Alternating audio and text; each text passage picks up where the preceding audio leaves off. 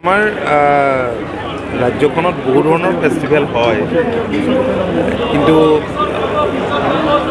Knowledge ফেষ্টিভেলত মই আগতে ক'তো নিমন্ত্ৰণ নাপাওঁ, সচৰাচৰ নাপাতে।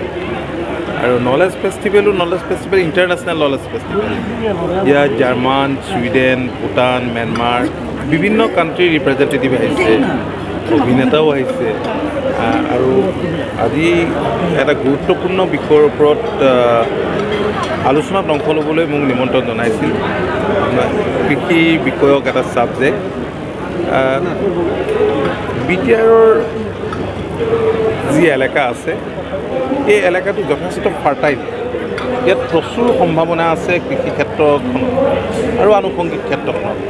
আৰু তাৰ কাৰণে মই দেখিছোঁ যে আপোনালোকে জানে যে মাননীয় মুখ্যমন্ত্ৰীয়ে কৃষি ক্ষেত্ৰখনলৈ এক যুগান্তকাৰী পৰিৱৰ্তন আনিবৰ কাৰণে বিভিন্ন ধৰণৰ স্কিম লৈছে আৰু সামগ্ৰিকভাৱে ৰাজ্যখনৰ সকলো কৃষকক আগুৱাই লৈ যাবৰ কাৰণে কেইবাটাও মিছন, মিলেট মিছন লোৱা হৈছে, ফডাৰ মিছন লোৱা হৈছে, ফ্লৰিকালচাৰ মিছন, আৰু বিটিআৰে নিজাববীয়াকৈ তেওঁলোকে ইয়াত মাছৰুম মিছন লৈছে, পিগ মিছন লৈছে।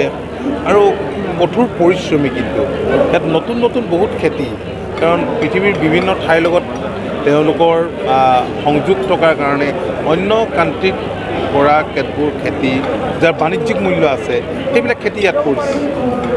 সেইবিলাকৰ পৰা উপাৰ্জন হৈছে। আনকি যিবিলাক ইয়াত FPC, FPO হৈছে, তেওঁলোক এক্সপৰ্টৰ লগত জড়িত হৈ পৰিছে আৰু গৰিষ্ঠ সংখ্যক ৰাজ্যিক কৃষক।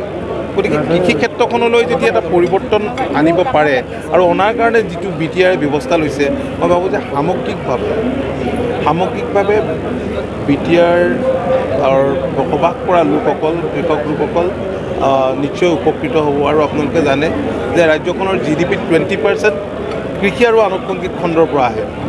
গতিকে এই খণ্ডটোৰ ওপৰত মাননীয় মুখ্যমন্ত্ৰীয়ে জোৰ দিছে আৰু তেওঁৰ সপোন দেশৰ অগ্ৰণী 5খন ৰাজ্যৰ ভিতৰত আমাৰ ৰাজ্যখন অন্তৰ্ভুক্ত কৰিব লাগে। গতিকে সেই লক্ষ্যত উপনীত হ'বৰ কাৰণে অন্য খণ্ডৰ লগতে কৃষি আৰু আনুষংগিক খণ্ডৰ ওপৰত যি বিশেষভাৱে গুৰুত্ব দিছে।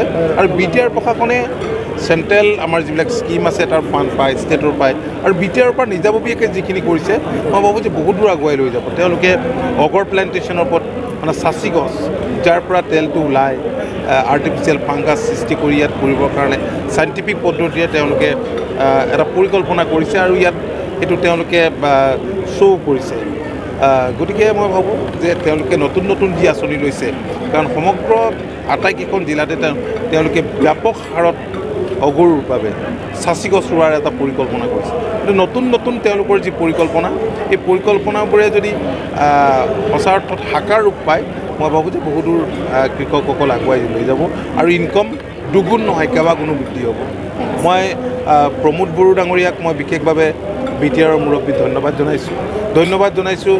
বডোলেণ্ডৰ ইয়াত যিখন বডোলেণ্ড ইউনিভাৰ্চিটি আছে, ইউনিভাৰ্চিটি বায়'টেকনলজি ডিপাৰ্টমেণ্ট আছে, তেওঁলোকেও নতুন উদ্ভাৱনৰ ওপৰত গুৰুত্ব আৰোপ কৰা বুলি ভাইচ চেঞ্চেলৰগৰাকীয়ে কৈছে। গতিকে মাননীয় মুখ্যমন্ত্ৰীৰ যি সপোন, মই ভাবোঁ যে এনেধৰণৰ সকলোৰে সহযোগিতাই সাকাৰ ৰূপ দিয়াত বহু ধৰণৰ সহায় হ'ব।